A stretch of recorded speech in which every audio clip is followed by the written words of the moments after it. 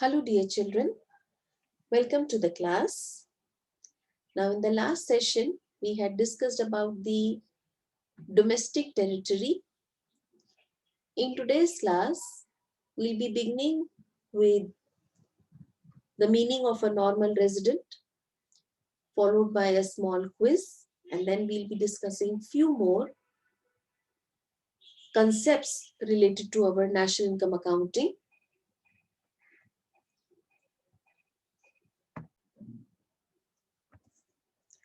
To begin with, let's start with the meaning of normal resident of a country. Let's understand its meaning. Normal resident of a country refers to an individual or an institution who ordinarily resides in the country and whose center of economic interest also lie in that country. तो बेटा दो condition है normal resident की fulfil करने की कि सबसे पहले कि वो कंट्री में ही रहे, ठीक है, कंट्री में ही रहे, वैसे मिनिमम पीरियड होता है 1 ईयर, ठीक है. And the second condition to be fulfilled to become the normal resident of a country is that the center of economic interest also lie in that country. Center of economic interest का मतलब कि वो अपनी livelihood उसी country में earn कर रहा हो. And normal residents of a country includes both individuals and institutions, companies, etc. Now, center of economic interest implies resident lives or is located within the domestic territory. And the second condition is that resident carries out basic economic activities of earnings, spendings and accumulation from that location.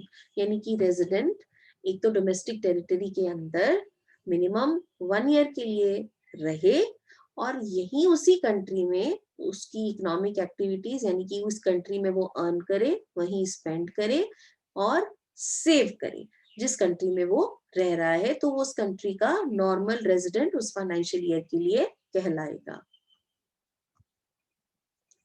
Following persons are not treated as normal residents of a country. First is foreign tourists and visitors who visit a country for recreation, holidays, medical treatment, studies, conference, sports, etc. Foreign tourists या visitors जो हमारे country में आते हैं किस purpose के लिए, recreation के लिए, हॉलीडे स्पेंड करने के लिए, मेडिकल ट्रीटमेंट करने के लिए, लेने के लिए, स्टडीज करने के लिए, कॉन्फ्रेंसेस या स्पोर्ट्स के कोई इवेंट अटेंड करने के लिए, जो भी फॉरेन कंट्री से टूरिस्ट या विजिटर्स आते हैं वो हमारे कंट्री के नॉर्मल रेजिडेंट नहीं होते हैं. Second is foreign staff of embassy, officials, diplomats and members of armed forces of a foreign country located in a given country.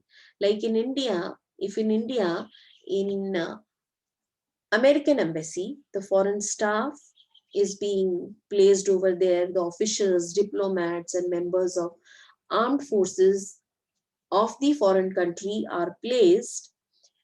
They are located in a given country, so they will not be recognized as a normal resident of the country. The third category of people who are not treated as normal residents of a country are international organizations like UNO, WHO, etc. UNO, United Nations Organizations, WHO, World Health Organization. They are not considered as normal resident of a country in which it operates. Fine, because the area covered by them, they are a part of international frontier, and since they are international organizations, so they are not to be considered as a normal resident of a country in which they operate. They are treated as normal resident of international area. These are international organizations, so they are normal resident of international areas. Then the fourth point, employees of international organizations are considered as residents of a country to which they belong and not of the international areas. For example, an American working in UNO office located in India will be treated as normal resident of America. See, the person is an American. He is working in UNO office. UNO office is considered as a part of international area, and but that UNO office is located in India. So that American who is working in UNO office will be treated as a normal resident of America, not of India. Following persons are not treated as normal resident of the country. Fifth point is crew members of foreign vessels, commercial travelers, and seasonal workers, provided their stay is less than 1 year. Fine. So crew members of a foreign vessel, crew members जो कि voyage करते करते हमारे country में आए हैं, and the stay of that ship in our country is, let's say, 8 months. So they are not going to stay in our country for a month. So they will not be considered as a normal resident. Same way, commercial travelers and seasonal workers, since their stay in our country is less than 1 year, so they will not be considered as a normal resident of the country. Border workers who live near the international border and cross the border on regular basis to work in other country. So if they are placed in other country and they are crossing the border daily, they will be treated as normal resident of the country where they live and not where they work. I hope that the meaning of normal resident is clear to everyone, and the persons who are not treated as normal residents of a country, there are 6 points. Let's look at them in this mind map. So, not treated as normal residents who? Foreign tourists and visitors, foreign staff of embassy officials, diplomats and members of armed forces which are placed in the country, international organizations like UNO or WHO. Employees of international organizations are considered as residents of their country to which they belong. Crew members or travelers and border workers. They are not treated as normal residents of the country. Now let's play a small quiz. Identify the following as normal residents of a country. First is Indian officials working in the Indian Embassy in USA. Indian officials working in Indian Embassy in USA will be considered as a normal resident of India. Second, a Japanese tourist who stay in India for 2 months. Now, since he is a tourist, so he is not a normal resident of the country India. Then third, Indians going to Pakistan for watching the cricket match. Now, an Indian is just going to Pakistan for watching a cricket match. So he will be treated as a normal resident of India. Indians working in UNO office located in America for less than a year. Now, the Indians are working in UNO office.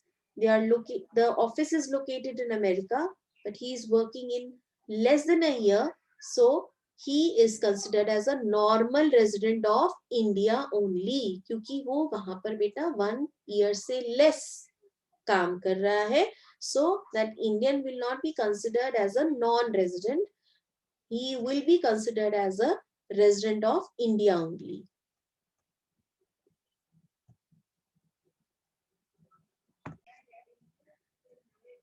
Indian employees working in WHO located in India, they will be considered as a normal resident of India only. Foreign tourists visiting India for a month to see Taj Mahal.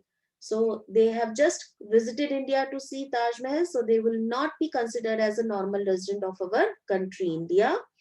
And the last is Indian Muslim going for the Hajj pilgrimage. So an Indian Muslim is just visiting, he's going for Hajj pilgrimage for few months. So he will be considered as a normal resident of our country, India. I hope with this small quiz, the concept of a normal resident is clear to everyone. Let's understand the meaning of citizenship. A legal concept based on the place of birth of a person or some legal provisions allowing a person to become a citizen. It means Indian citizenship can arise in two ways. Fine. How we can become a citizen of a country? First, when a person is born in India, he acquires automatic citizenship of India. So first is citizenship by birth. A person born outside India applies for citizenship and Indian law allows him to become the Indian citizen. There are certain conditions to be fulfilled by the person to become, according to the Indian law, to become the citizen of India. Once he fulfills those conditions, though the person is born outside India, but if he applies for citizenship, fulfills certain conditions, then the Indian government allows him to become the Indian citizen.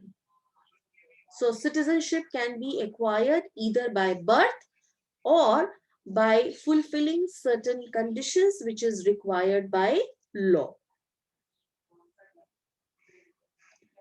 The next term is residentship. It is an economic concept based on the basic economic activities performed by a person. अभी हमने पढ़ा कि normal resident कौन होते हैं. An individual is a normal resident of a country if he ordinarily resides in the country for a period more than 1 year and his center of economic interest also lies in that country.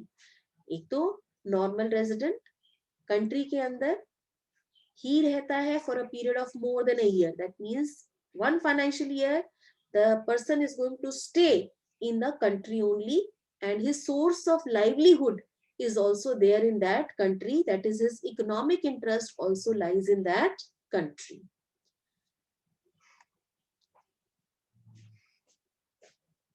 For example, a Chinese living in India for more than 1 year is a normal resident of India.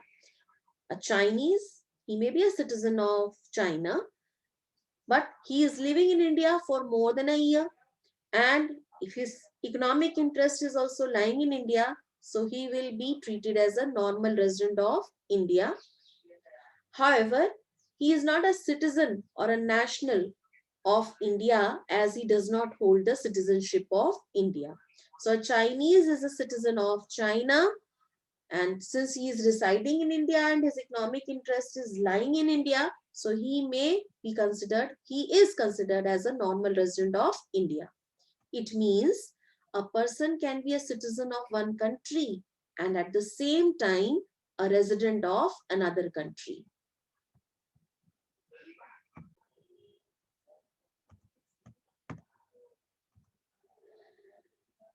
Now let us understand the significance of domestic territory. कि domestic territory important क्यों है? The concept of domestic territory helps to estimate domestic product. बेटा domestic territory का जो concept है ये हमें helpful होता है to calculate the amount of domestic product which is produced in the domestic territory. So domestic product includes production activity of production units located in the economic territory irrespective of the fact whether carried out by the resident or non-resident. तो बेटा domestic territory के अंदर जितनी भी production activity हो रही है चाहे वो resident कर रहा हो या non-resident, fine. तो हम डोमेस्टिक टेरिटरी के अंदर जितनी भी प्रोडक्शन एक्टिविटी हो रही है उसको हम डोमेस्टिक प्रोडक्ट के अंदर इंक्लूड करते हैं. The money value, this point is very important. Third point, the money value of domestic product is termed as domestic income, which is known as your GDP or NDP. GDP is gross domestic product or NDP is net domestic product. Means the political frontier or boundary of a country. See, the domestic territory, we have already discussed it in the previous video.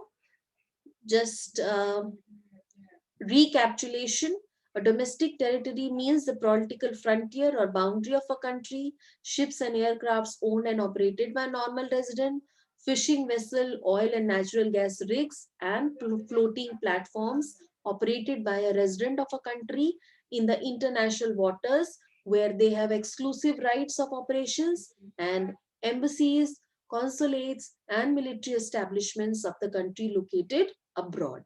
So the production activity which is taking place in the domestic territory of a country by resident or non-resident, that the value of that activity, the monetary value, is being included when we are calculating domestic product. That is, the money value of domestic product is termed as domestic income, and the other name for domestic income is GDP or NDP.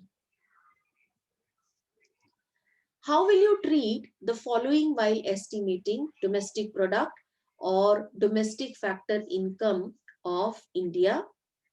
First is rent received by an Indian resident for his property in Singapore. Now let's play a very small quiz. How will you treat the following while estimating domestic product और domestic factor income of India? अब बेटा सिर्फ मुझे ये देखना है कि income generate कहाँ हो रही है. अगर तो इनकम डोमेस्टिक टेरिटरी के अंदर जनरेट हो रही है तो डोमेस्टिक प्रोडक्ट और domestic factor income of India का पार्ट होगी, और अगर डोमेस्टिक टेरिटरी के अंदर इनकम जनरेट नहीं हो रही है तो वो डोमेस्टिक प्रोडक्ट या domestic factor income of India का पार्ट नहीं होगी. First is rent received by an Indian resident from his property in Singapore. Now see, this is the rent income. This is being generated from the property in Singapore. So property in Singapore is not going to be a part of the domestic territory of India. So it will not be included in domestic factor income of India, because this income is earned outside the domestic territory of India. It's a factor income from abroad. हमारे पास क्योंकि Indian ने receive करी है income, उसकी property Singapore में थी, तो domestic income तो सिंगापुर की मानी जाएगी, और यहाँ पर इंडियन ने रिसीव करी है, so it is going to be a factor income received by an Indian in our country from abroad. Now, salary received by Indian resident working in Russian embassy in India. Now, again, the income is generated in Russian embassy, and Russian embassy is not a part of the domestic territory of India. So, this income is also not included in domestic factor income of India, because Russian embassy in India is not a part of domestic territory of India. So, it's a factor income from abroad. Again, I'll repeat myself. Domestic territory के अंदर ये income generate नहीं हो रही है तो ये domestic product या domestic factor income, domestic income in India का पार्ट नहीं होगी, चाहे ये इनकम रेजिडेंट अर्न करे या नॉन रेजिडेंट अर्न करे. Again, how will you treat the following while estimating domestic product or domestic factor income of India? First is profit earned by a foreign company or a foreign bank in India. अब foreign company और foreign bank जो profit earn हो रहा है, factor income generate हो रही है, it is being generated within the domestic territory of India. So yes, it will be included in domestic factor income of India because the foreign company or foreign bank is located within the domestic territory of India. Salaries paid to Koreans working in Indian Embassy in Korea. Now, Indian Embassy, though it is located in Korea, but Indian Embassy in any country will be a part of domestic territory of India. So, the salary paid to Korean working in Indian Embassy in Korea will be included in the domestic factor income of India because Indian Embassy in Korea is a part of domestic territory of India.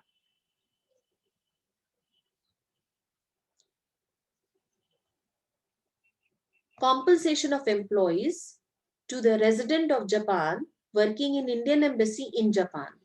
Fine. Now again, the compensation means your salary or wages to the resident of Japan working in Indian Embassy. Again, now these Japanese, they are working in Indian Embassy in Japan. So Indian Embassy in Japan is going to be a part of the domestic territory of India. So this is also going to be considered as a domestic income. So it will be included as a part of factor income earned in domestic territory of India, though it is earned by a non-resident, that is a Japanese. Profit earned by a branch of State Bank of India in Japan. Now again, the profit is earned, though it's an Indian bank, but the profit is earned in Japan. So this will not be considered as a part of your domestic income. So profits are not earned within the domestic territory of India. So it's a factor income from abroad. I hope by these examples, the concept of domestic product and domestic income is also clear to everyone.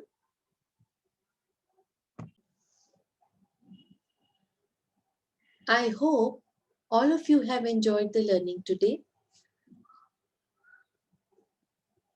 In the next class, we'll be learning that how are we going to identify the national factor income.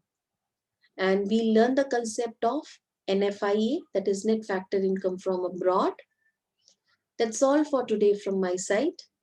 Thank you very much.